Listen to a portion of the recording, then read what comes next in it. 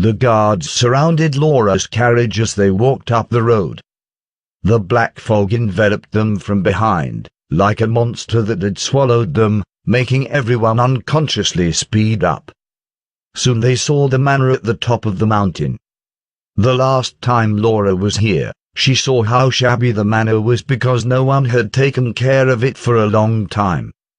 But since Zhao lived here now, she thought that it would have been renovated, but there seemed to have been no renovations or maintenance. From the outside, everything still looked shabby. The doors of the manor were opened. Inside were 2 rows of humanoid undead standing in line. The bodies of these humanoid undead were dark green, like they had been carved from jade. They were scary looking, but far from the point of terror. On the contrary, these undead almost looked like a work of art.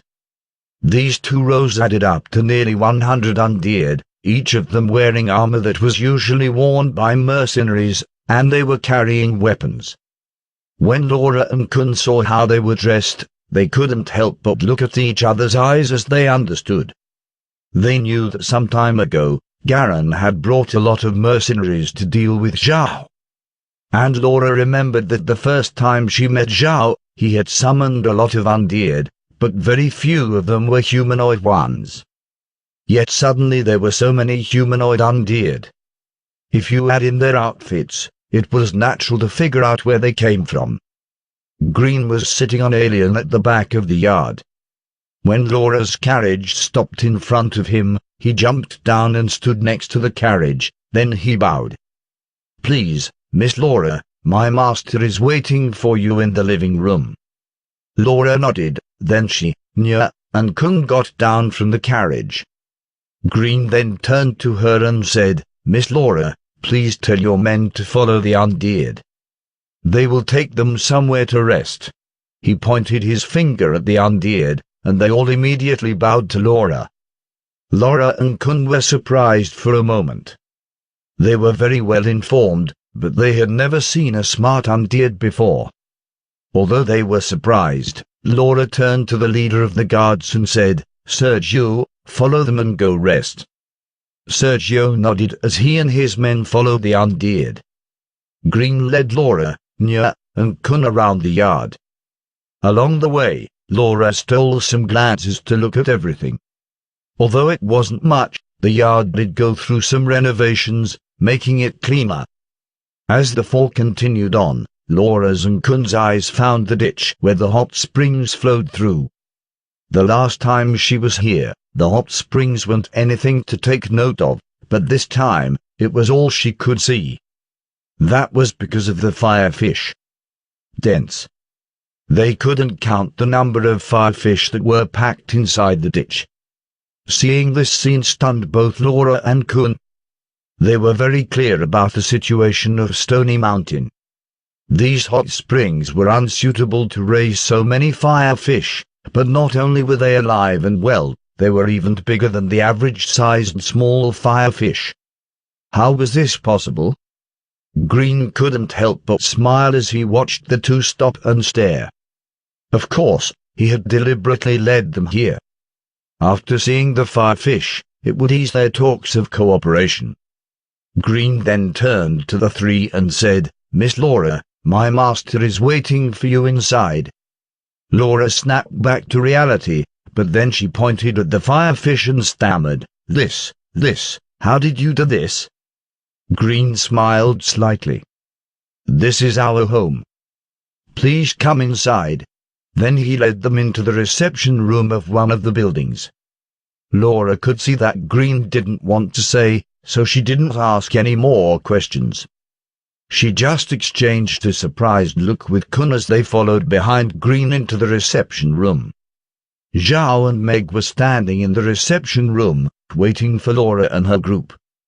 When he saw Laura enter, Zhao said, "Welcome, Miss Laura. I didn't think that when you just got back yesterday, you will be able to see me today. I am really honored." Laura bowed to Zhao. "Mr. Zhao, compared to your life-saving kindness, this is nothing. I feel happy that I haven't disturbed you with my abrupt visit today." Zhao gave a slight chuckle. Miss Laura is too polite. Please come in. They all went into the living room, where they sat on two sides so they could face each other. Meg brought a pot of tea and gave each person a cup. Laura didn't pay attention to the tea, but instead noted the iron book that Meg was carrying. Laura and Kun were well-informed people, so naturally they would recognize the iron book, but they didn't think that a servant of Zhao would actually be holding it. Zhao noted where the two's eyes were looking, but he didn't say anything about it. This is a small place, and we don't really have anything to entertain you with. Please, won't you two try our tea? The two recovered and politely took a sip from their cups. Zhao looked at Kun and asked, Miss Laura, who is this? Sorry, how rude of me, Laura said. This is my housekeeper, but I respect him like an elder. He is my grandpa Kun. Kun stood up, and then he bowed to Zhao. I would like to thank Mr. Zhao for rescuing Miss Laura. She is like family to me. Zhao waved it off. It's not worth mentioning. Sit down, Mr. Kun. Kun sat back down, while Laura looked at Zhao and asked, I have a question, but I don't know if it is improper for me to speak. What do you want to ask me, Miss Laura? Laura looked at Meg. Mr. Zhao, your maid is holding the iron book. But where did it come from? Zhao gave a slight chuckle. Oh, I just took it from someone who wanted to come here and make trouble. It's not something I can do anything with, so I just rewarded my maid with it. Laura and Kun carefully glanced at Meg. Those two could be considered experts, so they were able to detect a strong wave of magic fluctuating off of her. It seems that she wasn't anything less than a 5th-level mage. The two couldn't help but feel surprised. Ever since they came to Stony Mountain, they were overcome by too many surprises. Whether it was a whole mountain covered by black magic, the courteous undead that could understand people, the large number of firefish, or a maid that was also a 5th-level mage, all of these things surprised them. Laura and Kun could see the glimmer in each other's eyes. Kun paused for a moment to take a deep breath, then he turned to Zhao and asked, Mr. Zhao, what happened to the man who attacked you? Zhao smiled. Haven't you seen that he has become my servant? Although they were kind of expecting it, to hear Zhao tell them, they still felt very surprised. Mr. Zhao, are you saying that you made a light mage your servant? Kun was well informed, so naturally he knew that it was difficult for a light mage to be turned into an undead. There was a high probability of failure, but even if they succeeded, it would only become the lowest level undead. Did Garan, an 8th-level light mage, really become an undead? If Garan didn't become an undead, then how did Zhao get his hands on the iron book? In the continent, Garan was a famous light mage.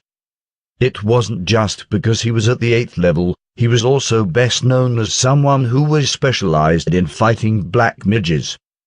As long as Garan finds a black mage, he would challenge him. Those black mages would only have a little chance of surviving once Garan sets his sights on them. Because of this, Garan gained a nickname Black Mage Killer. Garan had been able to win so many battles that many black mages feared him. Apart from being an 8th-level light mage, he also had the Iron Book, which could seal a lot of light spells. A lot of black mages had died because of the Iron Book. Zhao smiled at Kun, then he turned to Green. Go call Gamma. Green saluted, then he turned and walked out. Laura and Kun gave Zhao a puzzled look, but Zhao just smiled and didn't say anything as he took a sip of tea. Soon footsteps were heard, and Green came back in with an undead behind him. When Kun and Laura saw that undead, they were stunned.